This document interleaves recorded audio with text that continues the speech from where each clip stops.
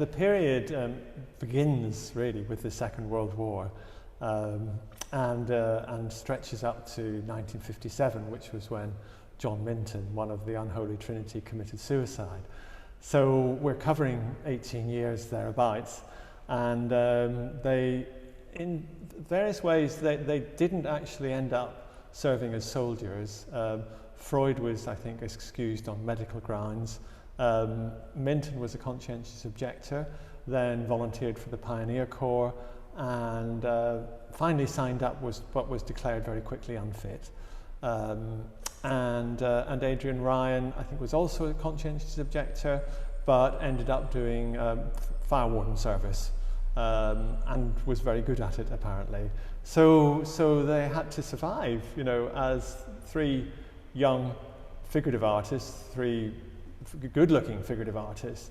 They had to survive the London Blitz, a time when the arts obviously were not really being promoted at all, quite the opposite, and I think it was also a time obviously when I think as a nation, obviously we mean a little bit like now, I suppose, but you know, the enemy then was, you know, another country. Now our enemy is COVID, but people just had to live on their wits. I mean, Freud at times resorted to kind of semi-criminal behavior. He thought he was above the law, and one of his biggest chums was actually a thief.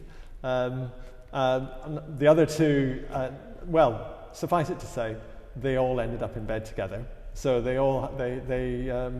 which was for Ryan and for Minton, obviously, well, for all of them, it was something they had to be very, very careful about it being discovered. So they had to be very, very discreet because it was completely against the law. But I have no doubt that they drew comfort from their friendships, their strong friendships, comfort and love, and basically it was a kind of recipe for survival as well. Of course, they had their art, and certainly in the case of John Minton and in the case of Lucien Freud, they were desperate, absolutely desperate for recognition, and it was almost a case of whatever it takes, we're going to make names for ourselves. Ryan was more laid back.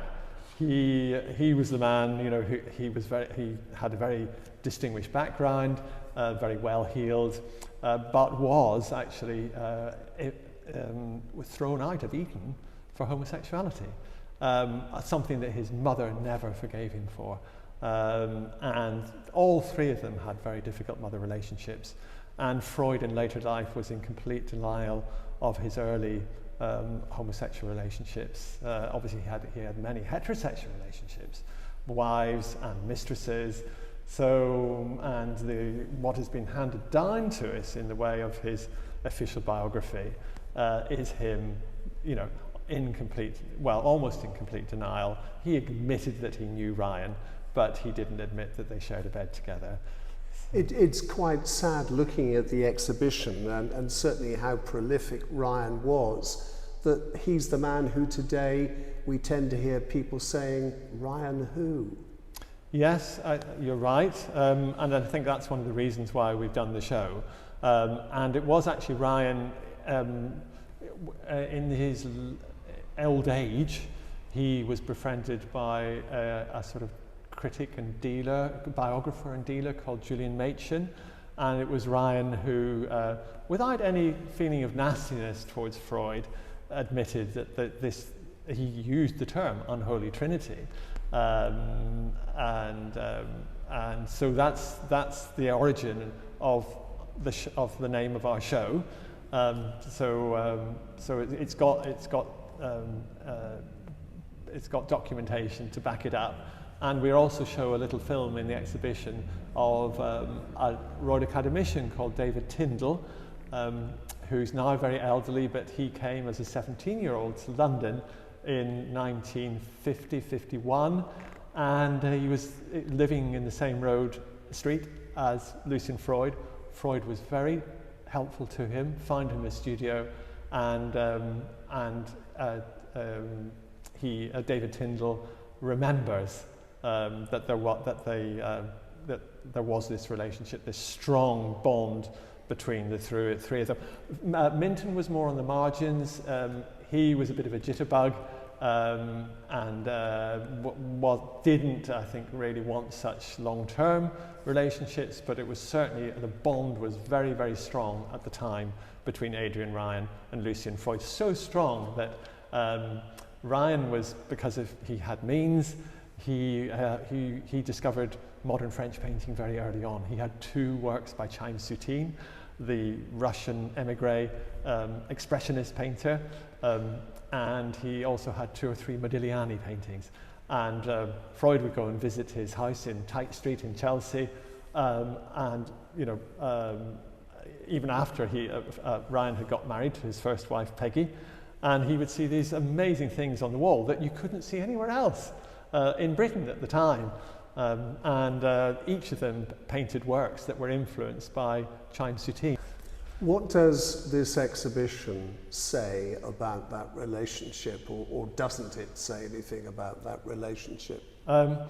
You've got to read the catalogue.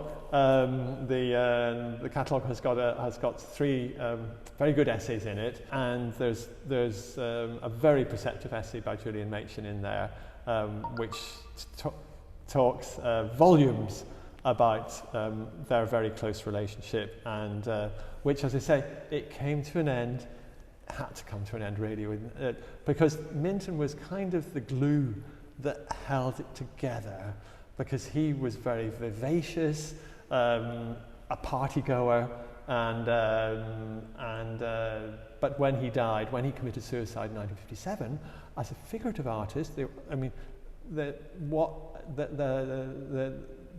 the whole art establishment at the time was just rocked to its foundation, but I think it was, in a way, it was difficult for all of them, because they were trying to continue as figurative artists at a moment when figuration wasn't the flavour of the month, because suddenly the pendulum swung from Paris to New York. The abstract expressionists became all the rage. These 3 artists didn't want to paint abstractly, so they went against the grain, and that meant that they fell from favour, at least temporarily. Even Freud had to struggle. Minton couldn't cope with it. He knew he was extremely talented. He had recognition, but he couldn't become abstract. He just couldn't make himself become abstract.